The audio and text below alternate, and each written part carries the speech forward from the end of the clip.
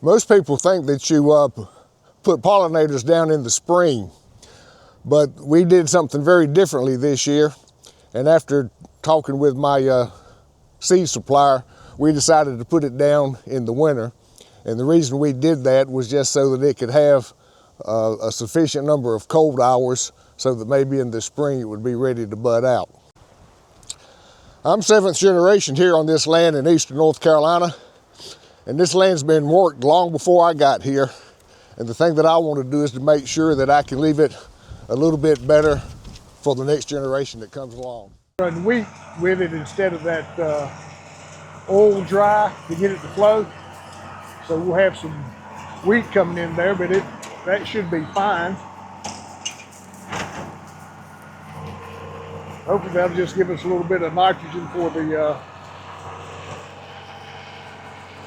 sunflowers, or for this seed mix that we got in. It's got like 20 different types of seed in there.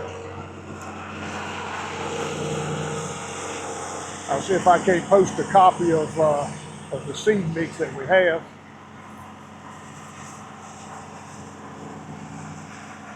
Well, I think this is going to work out just fine.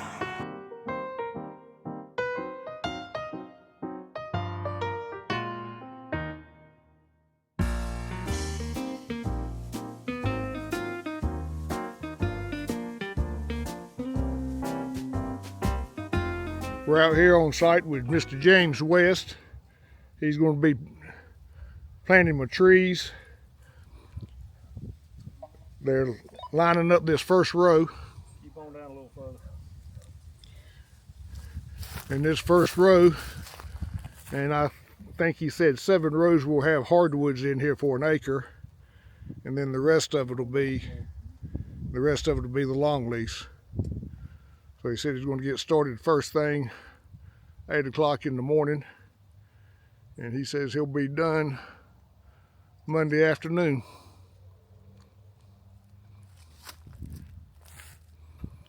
So after you get this row lined up, I wouldn't mind you coming around there and showing me a little bit about that transplanter. Okay. And then I'll be able to stay out of your way from then on, I think. All right, if you would, just tell me about the rig. All right. How it's set up. And I've got a Case JX95 tractor and equipped with row markers mounted to the tractor. These are infinitely adjustable, but I got them set up for 12 foot at the moment. That's what these rows are going to be on. And raise and lower them from the tractor, so that as I'm running one row, I'm marking the next, and I got a straight line every time. But the business end is really down here. This is a Whitfield tree planter. This is model 88-2N. It's kind of a medium duty transplanter.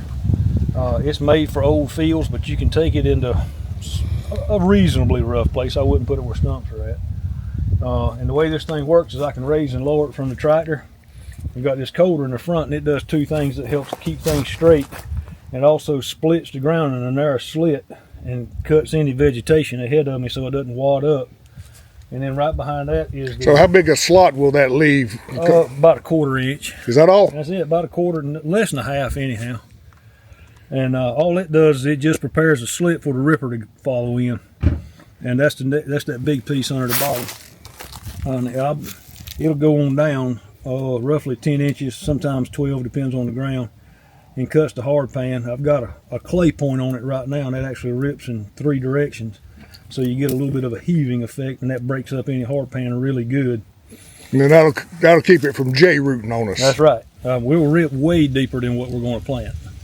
And so your tree will go in straight every time with no J-root, no L-root, no root defect of any kind. Always works. You got a foot behind the ripper. It's basically just a slot. The tree fellow operating it sits right here, and he just sticks a tree in right there and holds it until the packer wheels grab hold. And once it grabs hold, you just keep right on going. It packs both sides at one time. Now, how do you determine the distance from one tree to the next? We're split up to 7 foot at the moment. So we'll be planting longleaf on 7. So this wheel is 7 feet around, and it raises and lowers with the tractor. So every time 7 foot comes around, it hits the cowbell. All right, we're out here this morning Just getting started with my hardwoods. First row going in right here. He's already sorted all the trees.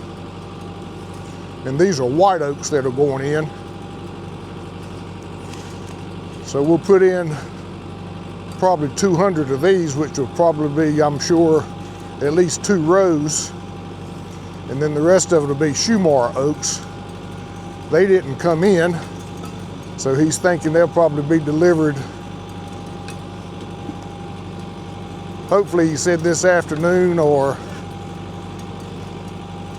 either Monday, but he's going to mark those other rows so he can still keep his spacing right, and he'll come back and get those in. So let me walk up here.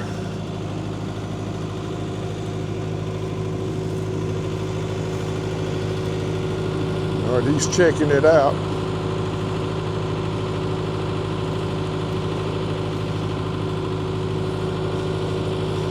So obviously he was satisfied with how it was going.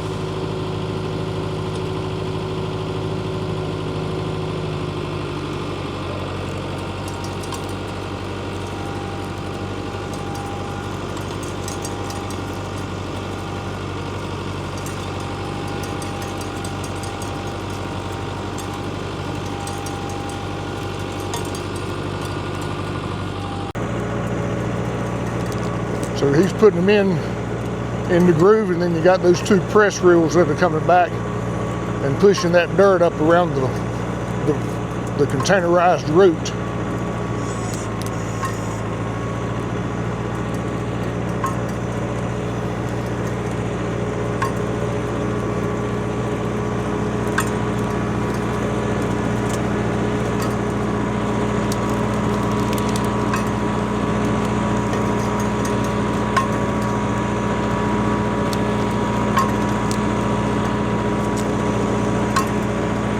You can hear that cowbell hit, and that's when he knows to put a tree in.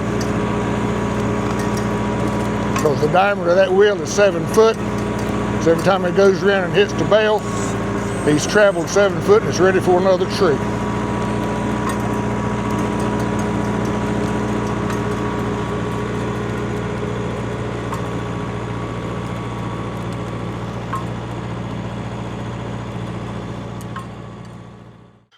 When the settlers first arrived at Jamestown, what they found wasn't a dense forest like the way we think of it today.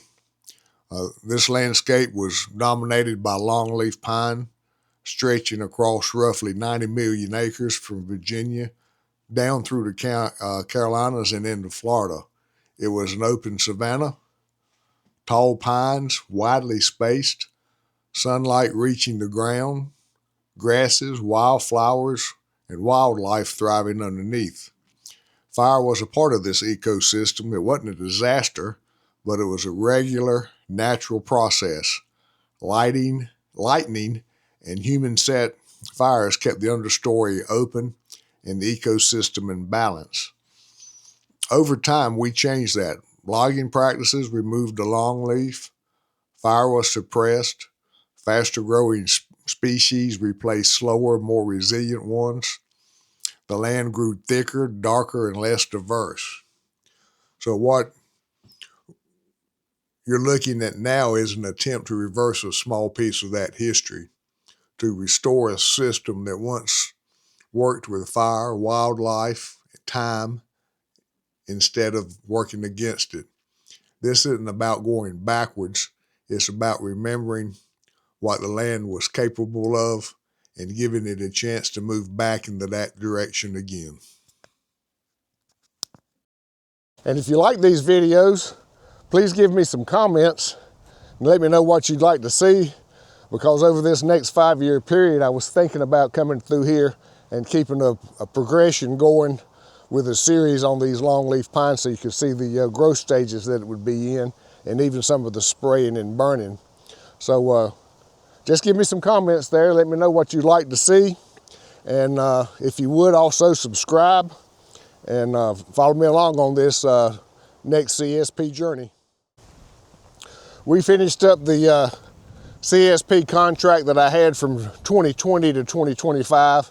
And one of the last things that we did was over here on this particular tract was we completed the first burn on it because it was a newly acquired piece of land that I had gotten from the lady that I kind of had surrounded. So she just agreed to let us take it over. And this is what we did. So we've done the first burn on there. And the reason we're able to do that because we had come through and thinned it at the time I was doing some of my other thinning projects on what I had on my original contracts, and we thinned it for her. And I think that was probably one of the reasons she was agreeable to let us go ahead and take it over, just because we were really cooperating with her. But that was one of the things that we did on the last contract, and it may be, I'm not sure if it was the last thing on the 2025 contract or whether it was the first thing on the 2026, but I'll get that straightened out with NRCS. And then the next thing that we did was come in here, and we've gotten this established under the 2026 CSP contract. And this was the installing the pollinators and getting these longleafs in. And I've already explained a little bit about that in the previous clip. So that's where we are right now. I wanted to come out here today.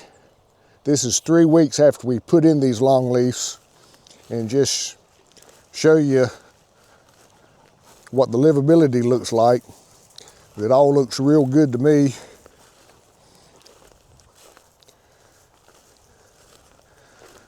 There's a little bit of browning on some of them, but we haven't really had that much rain. It'd really be nice to get a rain, but I still think they're doing pretty well. So that goes all the way down, and we've got all this done.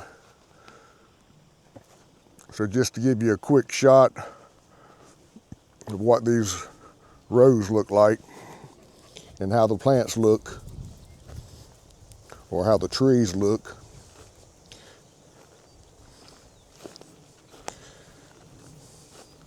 And also you'll see the rows of wheat in here. The wheat is what we put in with the pollinator seeds just so it would flow through the drill. And I think that's going to work out pretty well. Got Smokey out here, got Chance out here. Lady is over here.